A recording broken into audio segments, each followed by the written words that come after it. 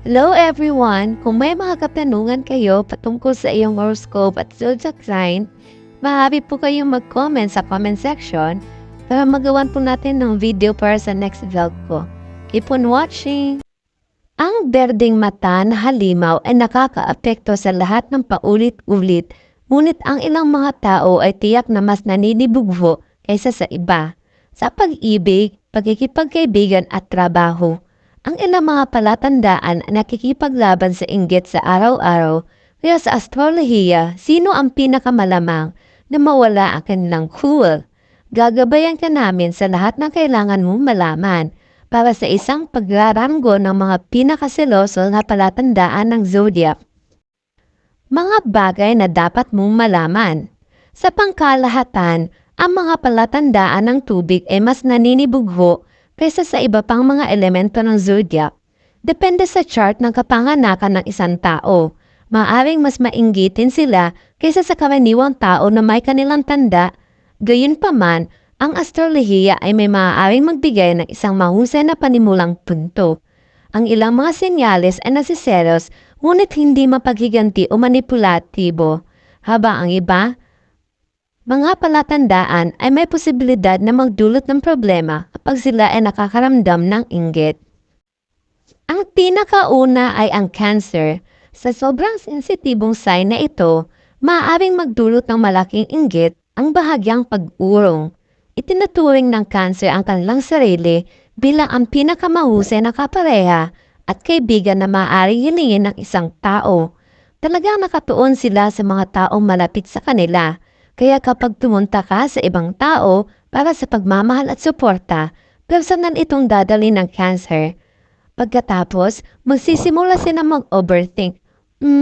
Bakit hindi sila lumapit sa akin para humingi ng tulong? Siguradong kasunod ang selos. Mag-ingat sa iyong mga salita upang mapanatiling cool ang Cancer. Tawagan ng isang tao na isang mahusay na tagapakinig at maaaring marinig ng Cancer ang isang paraan na mas mahusay na tagapakinig kaysa sa iyo. Sa kabutihang palad, ang paghingi ng tawad ay gumagana ng maayos sa water sign na ito. Kung nagsiselo si Cancer, sabihin sa kanila na nag-sorry ka. Pagtapos, patamisin ang pakikitungo sa isang papuri o dalawa.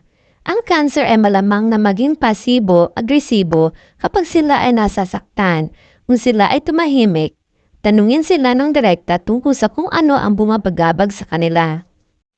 Ang pangalawa ay si Leo. Gusto ni Leo na maging number 1 kung may nangunguna, kasunod ang selos. Inaasahan na ang fire sign na ito ay nasa spotlight 24/7 sa pag-ibig, pakikipagkaibigan at maging sa trabaho.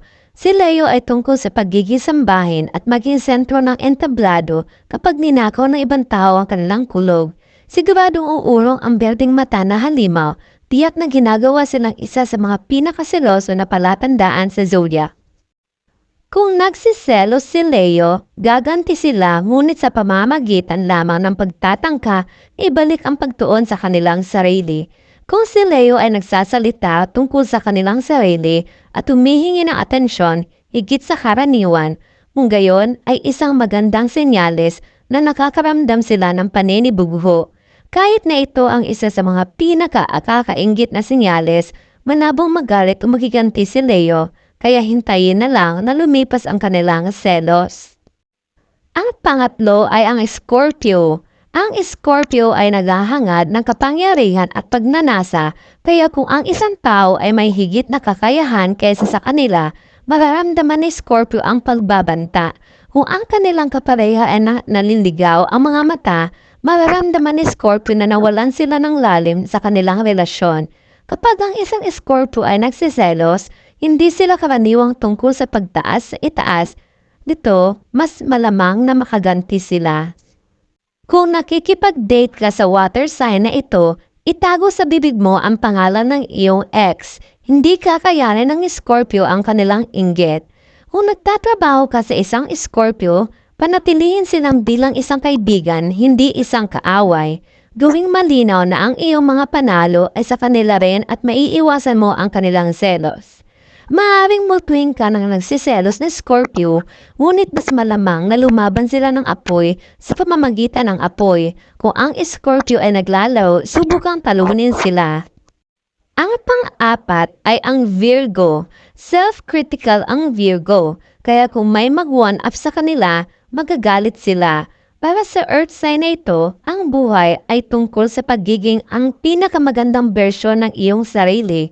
Kung ang isang Virgo ay makita ng ibang tao na may mga katangian o tagumpay sa kanilang pinagsisikapan para sa kanilang sarili, tiyak na magsiselo sila. Sa trabaho at sa buhay sa pangkalahatan, ang Virgo ay tiyak na isa sa mga pinaka-nakakainggit na mga palatandaan sa zodiac. Ang mga Virgos ay maaaring maging malupit kung minsan kung nakakaramdam sila ng paninibugho.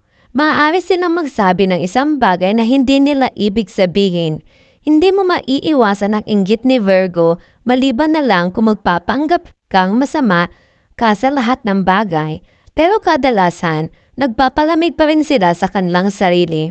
Sa kabilang banda, ang isang Virgo na umiibig ay bihirang magselos.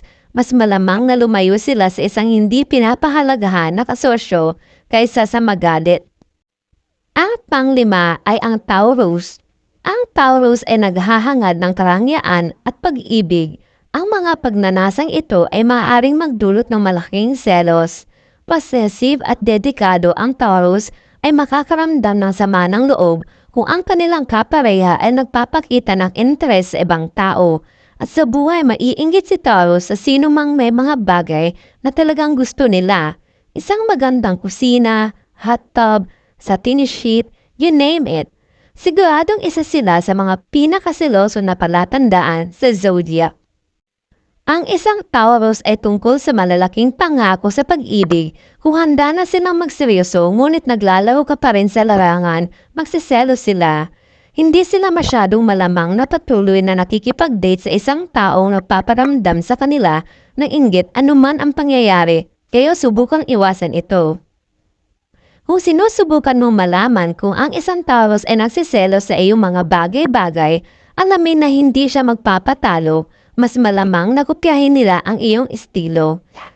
1% kapag nakakaramdam ng selo si Taurus, ang kanilang pinaka-nakakainis na reaksyon ay huwag pansinin ang mga text at bigyan ka ng malamig na poll.